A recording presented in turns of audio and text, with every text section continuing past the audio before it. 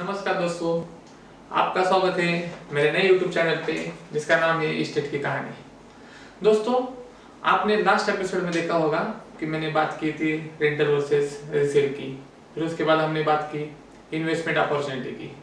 आज हम एक नया टॉपिक लेके आए जिसका नाम है लोकेशन का जादू। रियल इस्टेट में सबसे बड़ा अपॉर्चुनिटी, सबसे बड़ा इन्वेस्टमेंट करने के लिए आपके पास लोकेशन की जानकारी होनी चाहिए। मतलब कैसे? जिस लोकेशन पे आप प्रॉपर्टी ले रहे हो उस लोकेशन के आपको डेवलपमेंट पता होनी चाहिए। मैंने लास्ट एपिसोड में बोला था कि इन्वेस्टमेंट करने से पहले आप वो लोकेशन पे जाके प्रॉपर्टी देखिए। वो क्या देखना है मैं आज आपको इस एपिसोड में बताऊंगा।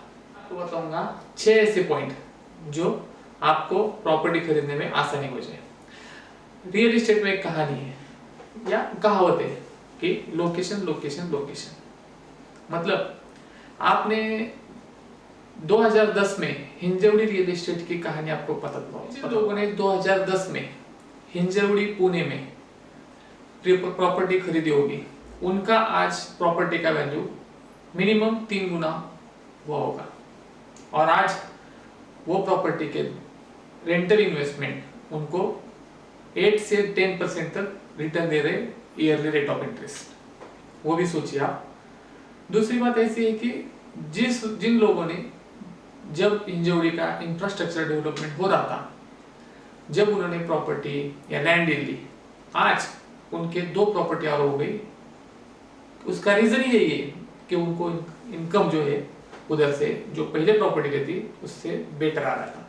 दूसरा पॉइंट है स्थिर और बढ़ता हुआ किराया, मतलब स्टेबल और ग्रोइंग रेंटल इनकम। जिस लोकेशन पे आप प्रॉपर्टी ले रहे हो वो लोकेशन की डिमांड हमेशा हाई रहनी चाहिए रेंटल के लिए। मतलब आप रेगुलर देख रहे हो कि किधर भी आप प्रॉपर्टी लेते हो तो आपको ऐसा उम्मीद रहता है कि मेरा 11th मंथ बाद 10% इंक्रीमेंट होना चाहिए। लेकिन जब आप अच्छी जगह प्रॉपर्टी लेंगे, अच्छे लोकेशन पे प्रॉपर्टी लेंगे, तो आपको रेगुलर रेंटल इनकम मिलेगा, प्लस उसका जो रेंटल ग्रोथ है पर ईयर वो 15 से 20% हो जाता है। हिंजवड़ी में ऐसी एक कुछ कहानी है।